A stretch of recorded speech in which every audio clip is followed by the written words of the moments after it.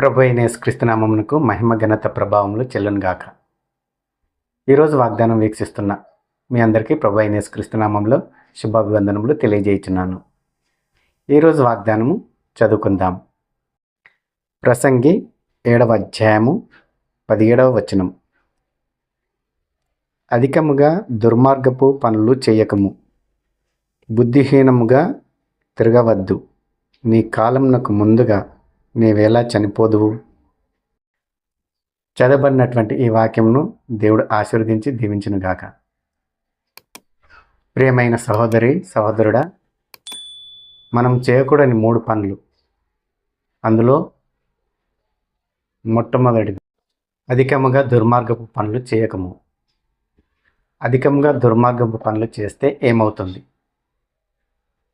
దేవునికి ఇష్టం లేని పనులు, దేవునికి ఇష్టం లేని జీవితం మనం జీవించకూడదు. మనము బైబిల్లోకి వెళ్ళి చూసినట్లయితే ఏలి కుమారులు మందిరానికి వచ్చేటటువంటి స్త్రీల పట్ల వాళ్ళు అసభ్యంగా ప్రవర్తిస్తారు, దేవుని ఎదుట దుర్మార్గంగా ప్రవర్తిస్తారు. కాబట్టి దేవుని కోపము ఏలి కుమారుల పైన రగులుకుంటుంది. ఇదంతా చూస్తున్న దేవుడు ఒకానొక రోజు యుద్ధంలో ఏలి కుమారులను ఒక్క దెబ్బతో చంపి పడేస్తాడు. ఈ విషయము ఒక వ్యక్తి వచ్చి ఏలికి చెప్పినప్పుడు ఏలి ఎంతగానో బాధపడుతూ మేడపై నుండి కింద పడి మెడ విరిగి చనిపోతాడు. అలా మనం కూడా దేవునికి ఇష్టం లేని పనులు చేసినట్లయితే,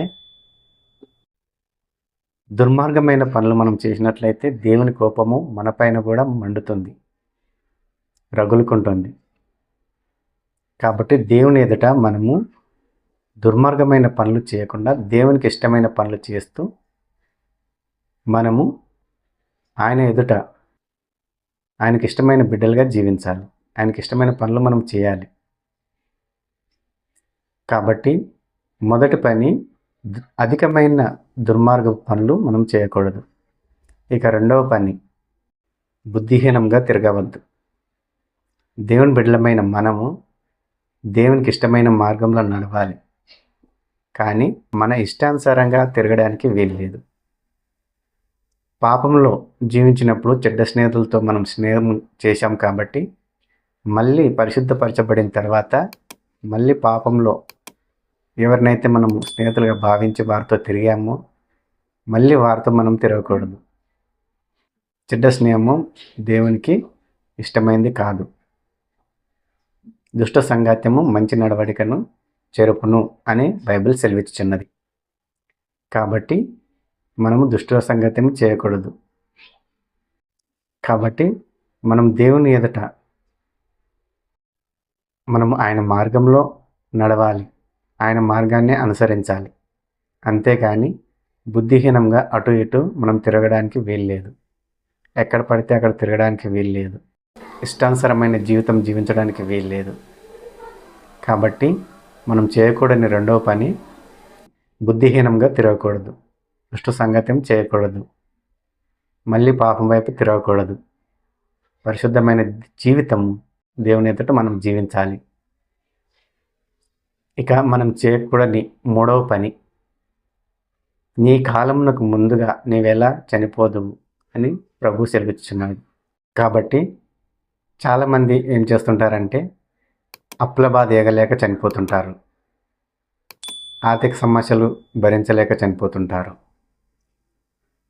చదువులో ఫెయిల్ అయ్యాం కదా అని చనిపోతుంటారు, అవమానం ఎదురైంది కదా, నిందలు వచ్చాయి కదా అని భరించలేక చనిపోతుంటారు. కాబట్టి మనము ఆత్మహత్య చేసుకోవడానికి వీల్లేదు. మనము ఎంతో విలువైన వారము. దేవుడు తన స్వరక్తం ఇచ్చి మనల్ని కొనుక్కున్నాడు.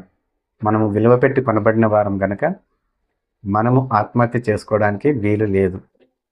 దేవుడు పిలుచుకున్నంత వరకు మనము దేవుని ఎదుట ఎంత కాలమైనా సరే, ఎన్ని శ్రమలు వచ్చినా సరే, ఎన్ని ఆర్థిక ఇబ్బందులు వచ్చినా సరే, ఎన్ని కష్టాలు వచ్చినా సరే, ఎన్ని నిందలు వచ్చినా సరే, ఎన్ని అవమానాలు వచ్చినా సరే, వాటన్నిటిని భరించుకుంటూ దేవుడు మనకు సెలవిచ్చినంత వరకు, మనల్ని పిలుచుకునేంత వరకు ఆయన ఎదుట మనము భయభక్తులు కలిగి జీవించాలి.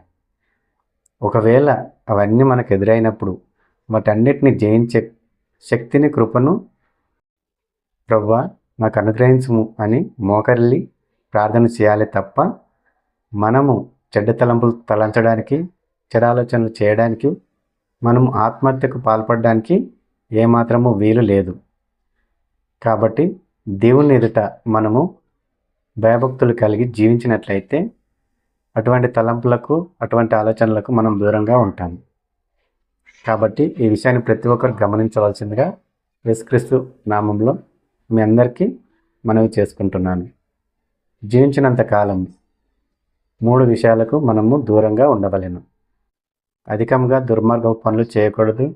2వది బుద్ధిహీనంగా తిరగవద్దు. 3వది నీ కాలంలో ముందుగా నీవెలా చనిపోదువు అని ప్రభువు సెలవిస్తున్నాడు. కాబట్టి ఈ 3టిని మనము మన జీవితంలో నుండి సంపూర్ణంగా విసర్జించి వేయాలి.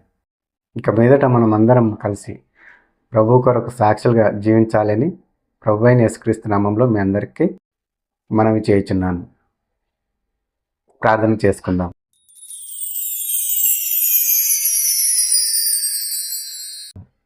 పరలోకమందున్న మా తండ్రి యేసయ్య, నీ ఘనమైన నామంపు నీ బంగారు పాదములకు వందనాలు నాయన, స్తుతులు నాయన, స్తోత్రములు చెల్లించుకుంటున్నాం తండ్రి.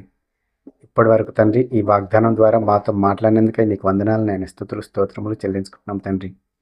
ఈ వాగ్దానం విన్న ప్రతి ఒక్కరు నాయన మీరు దర్శించి కనికరించి కృప చూపండి. ఏ ఒక్కరు నాయన దుర్మార్గమైన పనులు చేయకుండా సాయం చేయండి. బుద్ధిహీనంగా నాయన తిరగకుండా సాయం చేయండి.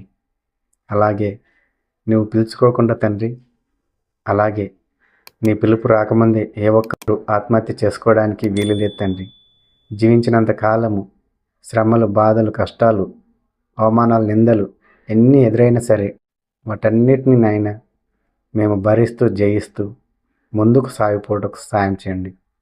వాటన్నిటిని అయినా మేము ఎదుర్కొనే శక్తిని, బలాన్ని మాకందరికి అనుగ్రహించమని వేడుకుంటూ, మమ్మల్ని మేము తగ్గించుకుంటూ నీ నామం నెచ్చించుకోమని వేడుకుంటూ, నీ రాకడ పర్యంతం వరకు నాయన మేము నీకు సాక్షిగా జీవించడానికి సహాయం చేయమని వేడుకుంటూ యేసుక్రీస్తు నామంలో ఈ మనవులు సమర్పించుకుంటున్నాము తండ్రి.